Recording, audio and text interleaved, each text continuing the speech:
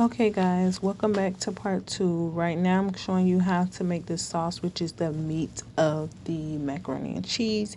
Here, you're just gonna add some butter. I am not a chef, so I don't do measurements. I go by taste when it comes to my food. So you add some butter to your pan to your liking. This is a big pan of mac and cheese, so that's why I have a lot of butter. Also, you're gonna add some heavy cream. Do not add the whole can't carton at once. I do little by little. I put a little bit in and then I mix get it melted and mixed together. After that, I'm gonna go ahead and add the Velveeta block cheese. I like these because they're little small little cubes, so if you don't need the whole cube, it won't go to waste. Right? So I'm gonna sit here, let the cheese melt down. Also, I'm gonna go ahead and start seasoning up the sauce with garlic powder, onion powder, some garlic salt, and stir and mix that in together. Okay.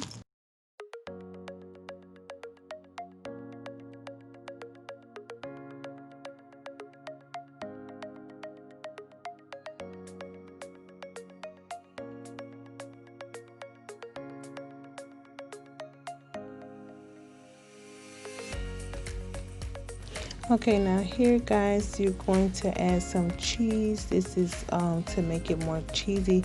This is where you add everything to make sure it tastes right, the consistency is right, and everything before you add it to the noodles. Okay, so I'm gonna season it up with the Cajun seasoning.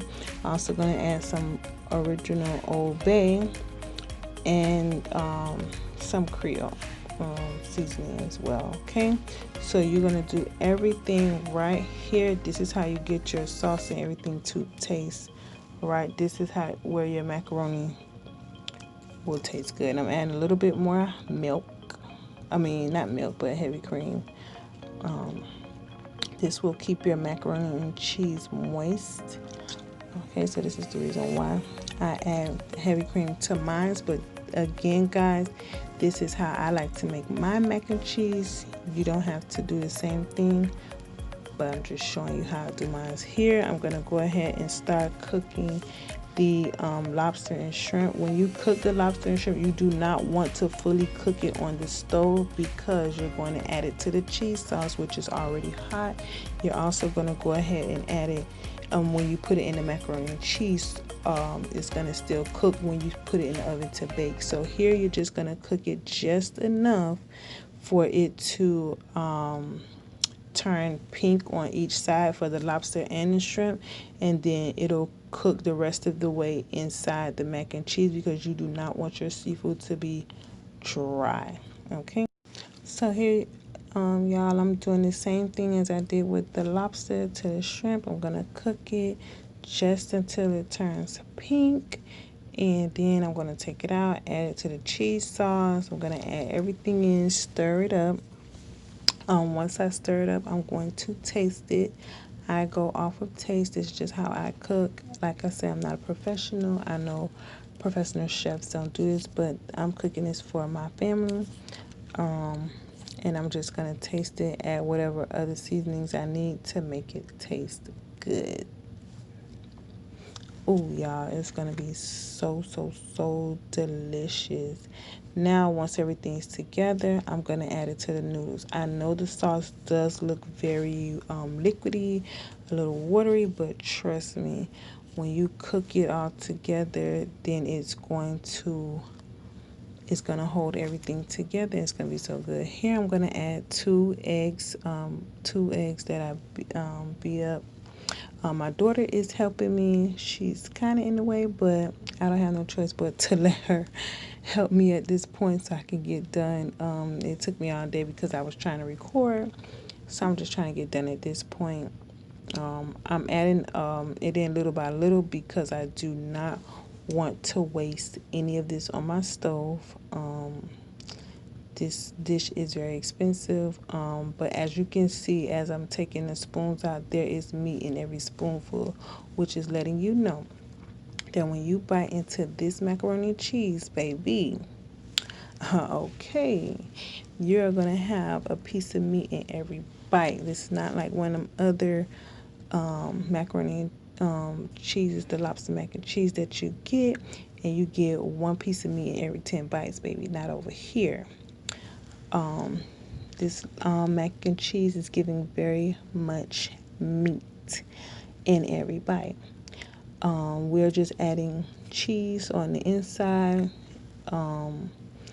thicken it up, and then I'm gonna pour the sauce on top. Like I said, it does look watery, but trust me, it's fine. It's gonna cook. Also, I did make a small pan for my boo because he did such a good job for my birthday weekend. Kudos to him.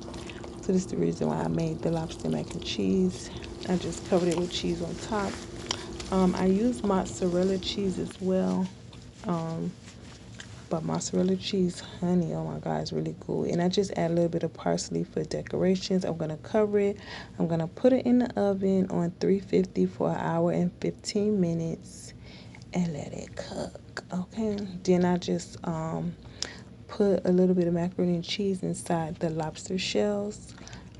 And you guys will see how that is. Now, I did forget to take a picture of the big macaroni and cheese dish, but I did have a picture at the end of the little macaroni and cheese dish. It was so good. The macaroni only lasted, all that mac and cheese only lasted in my house for 2 days. That was it. But yeah, thank you guys so much for tuning in to this